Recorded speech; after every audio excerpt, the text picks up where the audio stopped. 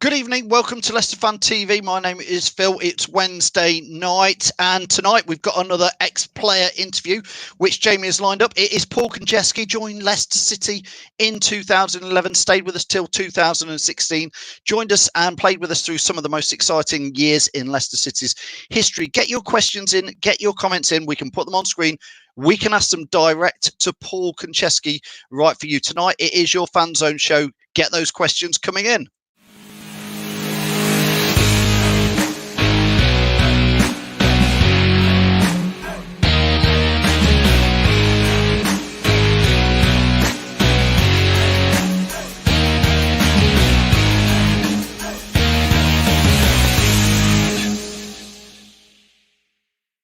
Yes, good evening. Welcome to a special Leicester Fan TV interview where we're going to have Paul Konchesky very, very shortly with us. Let's have a few hellos. Hello to Andrew. Hello to Rye. Hello to Sports. So that's Josh, one of the Leicester Fan TV content guys. How are you, mate? Sean, good evening to you. Sean, what would you like to ask Paul Konchesky? Here's your chance to get a question direct to him. Mark Charles wants to know, was his best goal that hit against Wolves? We'll be asking him that. Matty Bond, how are you? Very good evening to you. Ross, Sharon. Trying to get as many hellos in there very quickly. Jack Marsden, get your questions in, Jack. We want to know what you want to ask Paul Konchesky. This is your chance. Now, here is Jamie from the Fox's Arms. Jamie, good evening to you. Evening all. How the devil are we? How is everyone? Are we all good? We're good. How are you, Jamie? I'm very good. Look, shall we start? Let's get him in. Yeah, talk us through Paul Konchesky. Right. Well, Paul Konchesky came in July of 2011 from Liverpool. Another one of Sven's signings. For an undisclosed fee. We might be able to ask him how much it was in real life. He was a left back. Predominantly, he played left back all his career. He went on loan in the Premiership season to QPR, and then we sold him to Gillingham in the July of 16. He played 115 games, and he scored 155 games, and he scored 5 goals. So I think we better bring him on and start asking him these questions we've got. Good evening, Paul. How are you? Not bad, guys. How are you? We're really good. Right? All good, thank you. Thanks so much for joining us tonight, Paul. It's a real pleasure to have a Leicester City legend on with us. Jamie, do you want to fire away? I will start with the first one as normal. Right, when you signed for us in July of 2011, Sven was the manager. How did Sven get you to come to Leicester? Because you were at Liverpool at the time. So how did he get you to leave Liverpool and come to Leicester? It's a bit of both, really. Obviously, the time at Liverpool was a good half a year for me, and then the second half fizzled out, and obviously I went on loan elsewhere. But I knew my time was up, and I had interest from other people, but obviously spoke to Leicester and the manager. I was lucky enough to play twice for England under that manager at that time.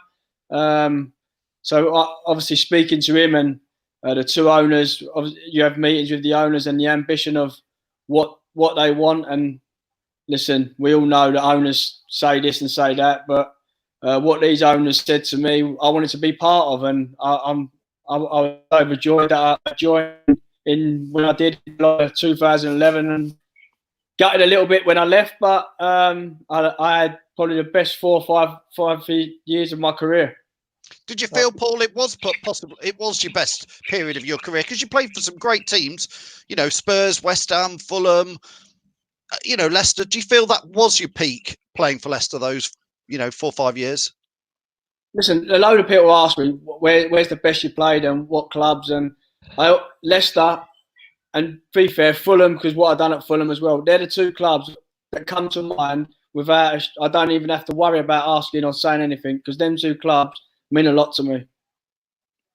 Jamie? What I was going to say, Jack's just asked a question. Where is it? Jack Marsden. What was the, I think I might know this one, but what was the best highlight of your time at Leicester? Obviously getting promoted from the Championship to the Premier League. To win any title with a football team is a great achievement, and to do it with a team I played at and I enjoyed my time was a second to none feeling, really. So it wasn't punching Philbert the Fox on the nose when we played against Man U then and beat them 5-3. No. I had a bit of fun with him, so I had a few times with him, but he was fantastic. That Filbert was fantastic. Even with my kids all the time, he made them welcome, and what a great mascot he is. He is good. He is good. I'm going to bring Tom in. Tom, can you hear us okay? Yeah, evening, guys. Fire away, Tom. You're just talking about one of the memorable games, that 5-3 game against Man United, and you got an assist, I think, for the penalty for Vardy's, we'll say, shoulder charge on Fabio. What was it like to play with Vardy running the channels for you all the time and putting the balls into those spaces?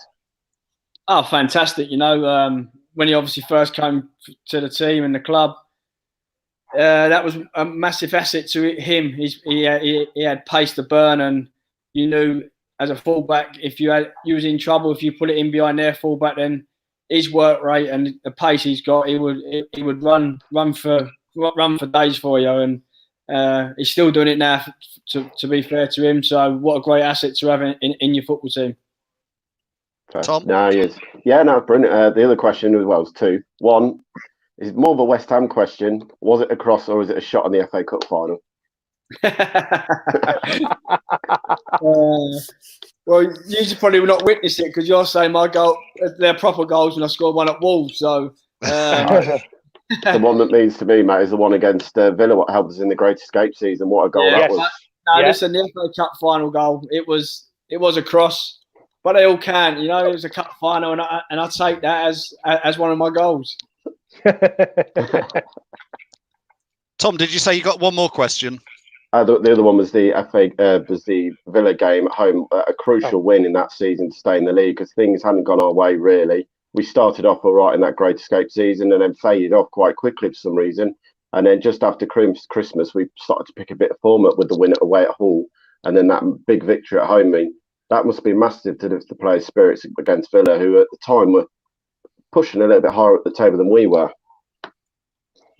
Yeah, of course. You've just said there that we fell away really early on, and it gets to a point that any win you need to take. And like you say, we went away to Hull, and I think we drew up there 1-1 or we won 2-1, but came back, and to play at the King Power is one statement, but to go there and play in a massive derby where it means a lot to the fans and obviously the players, and to win that game, which everyone might say it changed that season, and from then on we only looked one way, and it was to get out of that fight, and lucky enough we did. I'm going to bring Lee Chappers in now. Chappers, how are you? And I'm just going to drop Tom out for a second. Lee? Hi, Paul. I've got a question for you, actually. They've got to be the best game of that season had to be the 5-3 game against Manchester United.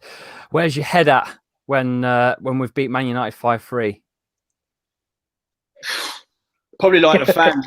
You beat an unbelievable football team in Manchester United, and the players, you look back now and the players they had playing that day was unbelievable. You'd still want them in your team now, but to beat them as a player is fantastic, but more for the fans. You beat them and you think, "Oh, this is going to be a great season we've got ahead." Yeah. As a player, you don't get too carried away, because I think we went to Palace a game after a week later and we didn't get result we should have got. So as a player, you have ups and downs, and you have to take the ups and the downs as they come. And you have to stay level-headed all the way through, because, like you say, you beat Man United, you expect high things, and then you go to Palace or Burnley or wherever you say, and you think you should be getting a result and you lose. So, as a football player, I think you have to keep level-headed no matter win, lose or draw against the best or the bottom. And on that game, we've all watched that game probably 3, maybe 4 times as Leicester fans, because it's one of those that we'll treasure forever. So thank you for making that memory for us all. But Esteban Cambiasso was part of the Leicester team that season and that season only. How good was he? Yeah, fantastic. You don't get the chance, or I didn't never get a chance to play with a player that's won everything probably in Italy, and the culture and the character he was to come to our club and to learn lots of him. Experienced players like myself, you still can learn, and when someone like that comes in and you can try and pick their brains off little bits and who they've played with and who the best bits they can give to you can always learn. So it was fantastic for everyone at the football club, young players, old players, the staff, the manager. I think he brought a lot to the football club, and once he got fit, I think he proved that he's world class. Yeah. Jamie? Yeah, hold on. Yeah, well, I was going to ask, you came here under Sven, but you played most of your time under Nigel Pearson. What was it like? Because to us, Nigel Pearson seemed a bit more Sergeant Major-ish, and Sven seemed very laid back. So which one did you prefer out of them two? Obviously, they're both different. You just said they both look different characters, and when they're managed, they're both different characters. Nigel probably ain't as bad as what people look and he feel and he shows. I love working for him, and he's probably one of the best ones I've worked for. So, you know, when you don't know him beforehand and you look on from the outside, you probably just said he looks tough and he looks hard and he looks aggressive, like you're not sure if you want to work for him. But he was a fantastic manager to work for, and he's probably one of two that I'd love to work for ever again if I ever got the opportunity. Who was the other one then, Paul? Roy Hodgson was the other manager. So I had him at Fulham and he took me to Liverpool. So they're two fantastic managers. Again, two different people, but two unbelievable managers that I've worked for. Absolutely. I'm going to bring Tom in now, if that's all right. Tom? Yeah, I was going to say, you're talking about Nigel. He was a character and a half. What did you make of the two periods of time he was there? One was the ostrich gates, when he tried to take the pressure off yourselves after the defeat to Chelsea. And the second one was when he pinned McCarthy down against Crystal Palace on the halfway line. I was waiting for you to bring that up, Tom. Tread carefully now. Yeah, that one's difficult because probably he obviously wouldn't mind me saying now, but a few weeks before he had a new knee replacement. So obviously standing on the side, and I think he went into Nigel's knee, which at the time you think, oh, not now. So it was probably a bit temperish, but tongue in cheek as well. But he didn't want to get hurt. So there's probably two sides of it that he'd probably say it's tongue in cheek, but at the time he's probably thinking, oh, you've hurt me there. So just a natural reaction. Yeah, of course. And I think that would happen to anybody. Just have major surgery and someone slides into you. So he probably didn't mean nothing by it. And when he does apologise, I think he means it, and I think he come out straight away and said he shouldn't have done it. So fair play to him. The other question I was going to ask you, Paul, was you were at the ground in the horrific defeat to Watford. I was there in the playoff semi-final when we lost. What was the feeling between the lads when you came back the following season to then go on to, win the championship? Was there something like a determination with that we've got to, right the wrongs of what had happened? Yeah, I think when things like that happen and you have to try and put it straight behind you, it's obviously difficult. But if you worry about the past, and as we go in through them games and you're thinking about that, you're not concentrating on what's next. And to be fair to the manager, he was really good. As soon as we come back into the building, he made it a good place to come back to work and want you to come to work. And that not forgotten, but as much as we could forget it, it was forgotten because we knew there was business to be done, and we had to nail it straight away. Chappers? Go on, Tom. No, go on, Tom. Go on, Tom. I'm just going to say a shout out to your mum and dad that game, because I sat in front of them and we were chatting to them, and they were just saying that they'd literally just got off the plane from Heathrow and come straight to the game from their holiday. Fair play to them. Yeah, to be fair, my mum and dad went everywhere all the way through my career. So it's obviously it's a massive thing, and any children or kids or men playing now, I think if you've got the support of your family, then you can go a long way. Fair play, mate. Lee? Yeah, I'm just going through some of the fans' comments. I'm just trying to pick a few out. What do you make of Leicester this season? Says Sportser from YouTube. Well, up until it finished, I thought again they've got a great side. They've got a great manager again. And the things I hear about him and what he's like is up there with the best. You know, I still speak to some of the players, and what they said about Brendan Rodgers has been unbelievable. So, listen, I've got to give them a massive shout to the owners, because they've done what they've said, and they keep doing it, and they keep doing it. So if it wasn't for them, Leicester probably wouldn't be where they are now. And love Vishai, and bless him, he backed everything we done, and now his top's going.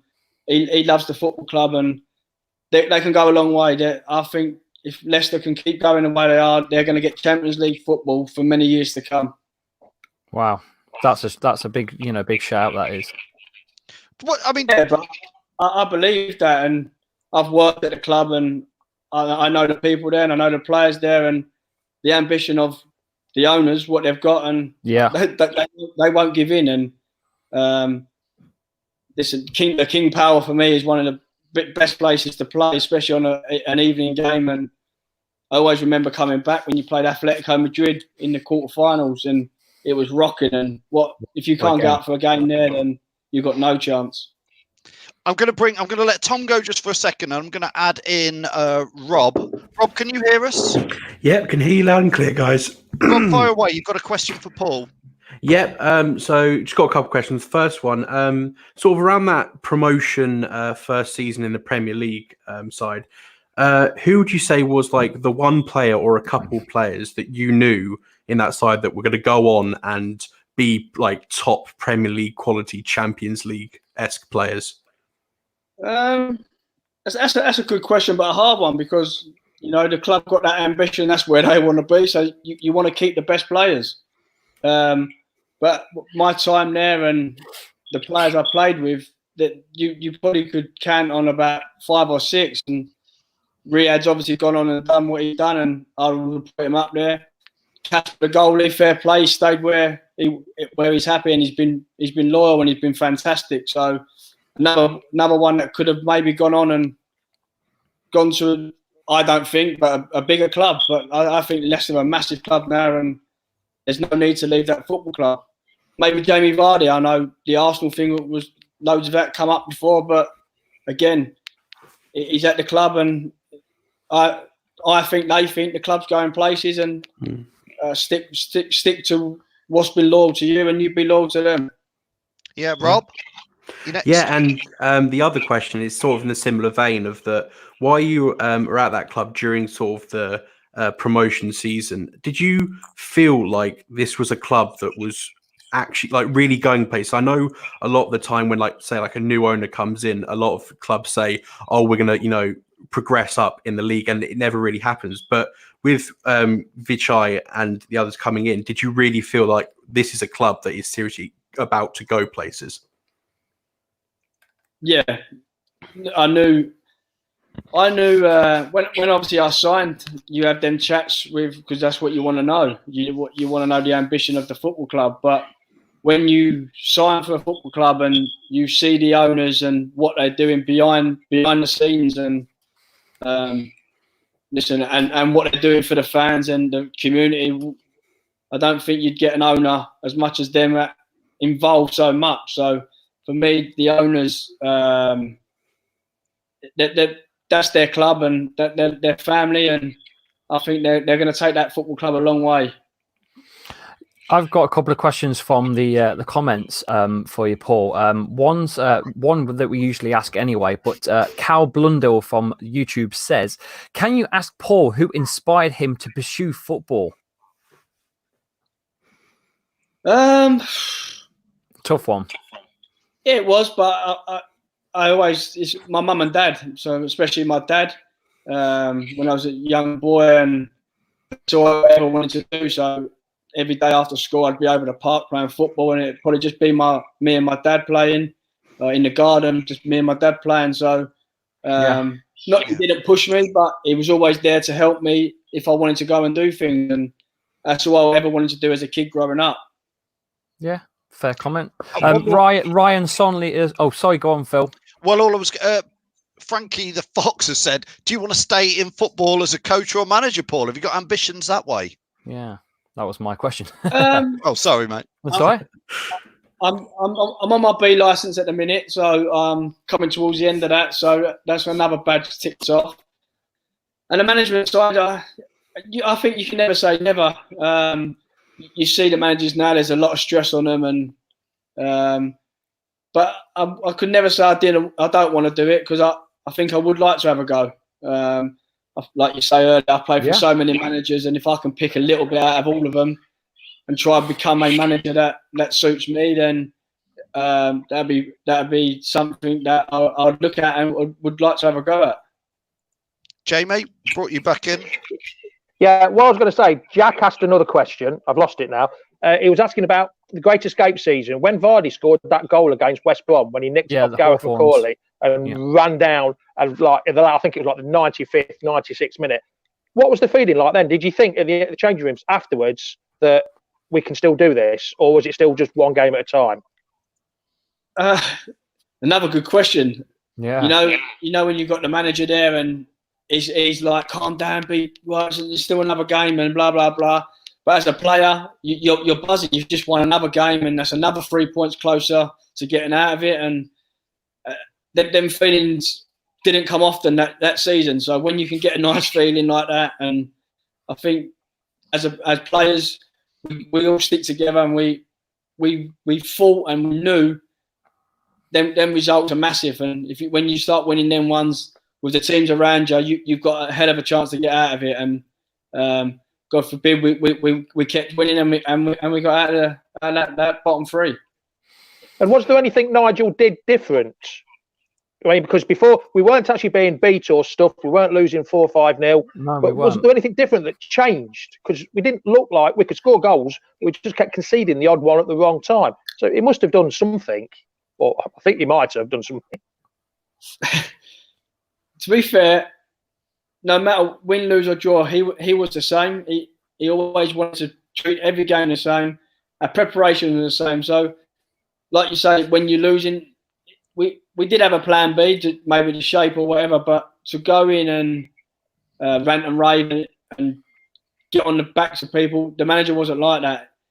We had a philosophy of playing his way, and that philosophy we stuck by. And let's be honest, it worked in the end, and it got us out of trouble. And the rest is history, because the season after, the majority of the players are still there, and they go and do what they do. Yeah, that's my question actually, Paul. Where were you, and how did you feel around 2016 when Leicester were cruising? Well, when I say cruising, we were doing really well, and we won the Premier League. We did win the Premier League. Yeah, it was mad, wasn't it? How did you feel about that? What, going to just the whole thing? Yeah, that you were close to it, and you were part of that movement, Paul. You were, even though you weren't actually in the team all that season. You were very much a part of that build-up that started in the Greatest Escape. Yeah, I see yourself, Paul, and Nugent as well as two players that I feel like you kind of all deserved it. Yeah. Deserved. Yeah, it's another one. The season they won, and you get a new manager come in, and obviously I'm coming towards the back end of my career, and there's obviously younger players in the squad.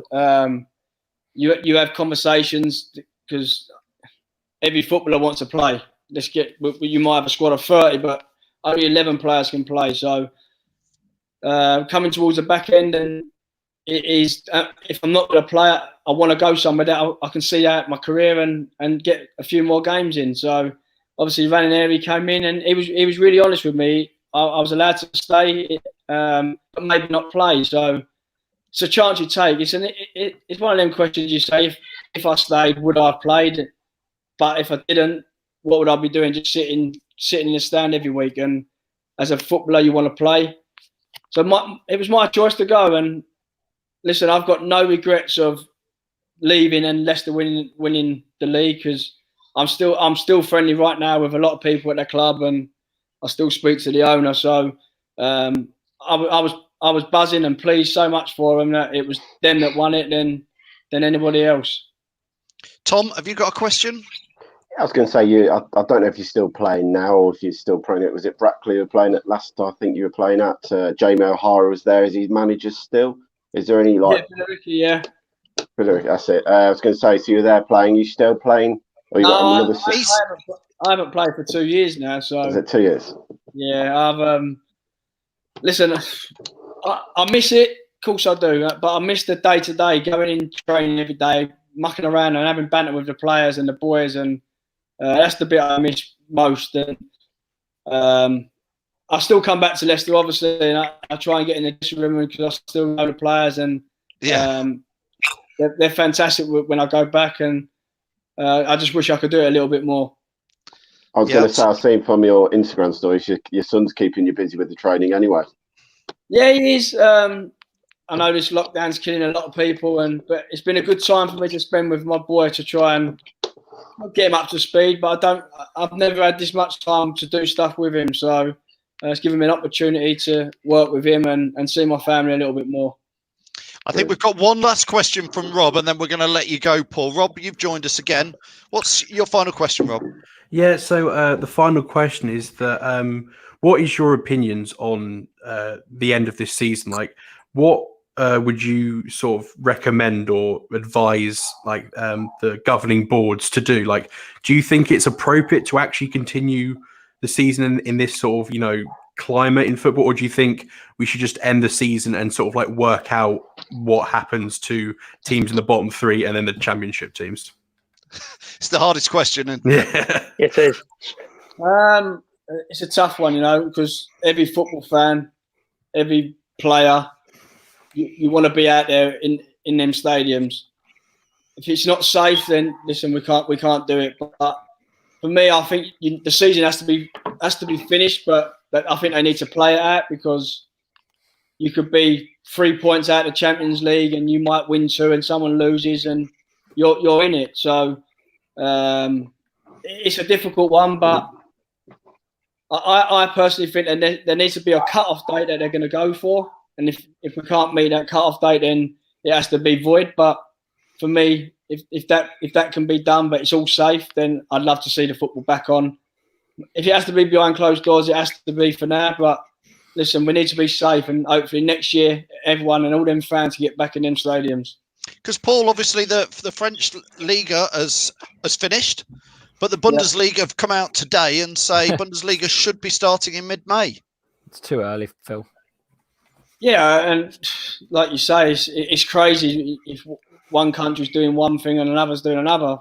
It's crazy, but we need to obviously stick by these rules for now. And I just think they need to come out and say if the football season ain't started by mid-June, maybe, then it's not going to go. So I think at least all the clubs, all the fans, everyone in football knows there's a target to be met, and if we can't meet it, then we'll have to make it void. Brilliant. All right, listen, thanks, Paul, for joining us. It's been an absolute honour to have you with us. I know the Leicester fans watching have been loads of comments coming in, loads of questions. So it's been a real pleasure to have you with us. Loved it, mate. Anytime. Just give us a call and I'll come back on. I'd love to. We'd love to, because there is literally hundreds more questions. We've got so many questions. It's unreal. Yeah. I've been scrolling through the whole thing. It's like, where do you start? They love you. The fans love you, Paul. Arrange it and I'll come back on. No problem. Brilliant. We will do. Thanks, Paul. I'm going to let you go now. Thank you. Much appreciated. Take care. Bye. So that's Paul gone from the stream. Thank you so much for Paul Konchesky joining us, lads. Thanks for all your questions. No problem. Brilliant, lads. Another good one. Absolutely brilliant. Right, I'm just going to finish it off now. Thanks to Paul Konchesky for joining us. Thanks to Tom and Chappers and Jamie, regulars. Rob joining us today. We're always inviting different fans to come on and get your questions on. If you're brave enough to come and do a video chat, who isn't brave now with Zoom and Skype and everything that there is? If you're brave enough, let us know. We'll get you on. You can come and put your questions on it. In the meantime, we've tried to get as many questions on as possible. So thanks to Mark Charles for watching, Frankie the Fox, Cal, Rye, Andrew Schreiber, Andy Medhurst. Sorry, Andy, didn't get your question on tonight. Thanks, everybody, for watching. Don't forget, Chappers always reminds me. In fact, I think I should bring Chappers on to do the social. Come on, do the socials. Yeah, okay, so make sure you follow us. We're all on socials, on everything Leicester Fan TV. That's at Leicester Fan TV. We're on YouTube as well. We're hitting 5,000 subscribers now. Get subscribing on there. Phil? I'm going to dump Jamie. Jamie, do the socials. I'm not doing the socials. I'm going to tell you who's on Saturday. Go on, got that one, haven't you? Yeah. It's Keith Gillespie at 2:00. That's who we've got on Saturday. Northern Irish to Keith Gillespie. It should be a good Gillespie, ex-Leicester. Well done, Jamie. I must have known because I just pumped you on the screen there. Chappers has done all the socials. Jamie's let us know who it was. Thanks to Tom. Thanks to Rob for joining us. But as ever, thanks most of all for you guys for watching Leicester Fan TV. Please like and share it. Tweet it. Give us a love. Whatever you want to do. We'll see you on Saturday with Keith Gillespie, another ex-Leicester legend.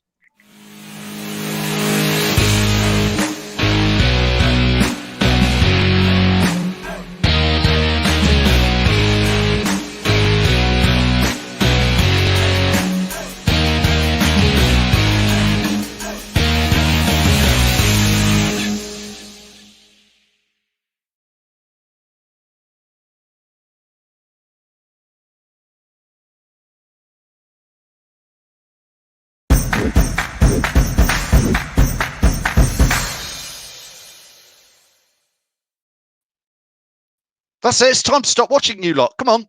That's the end of the show. Cheerio.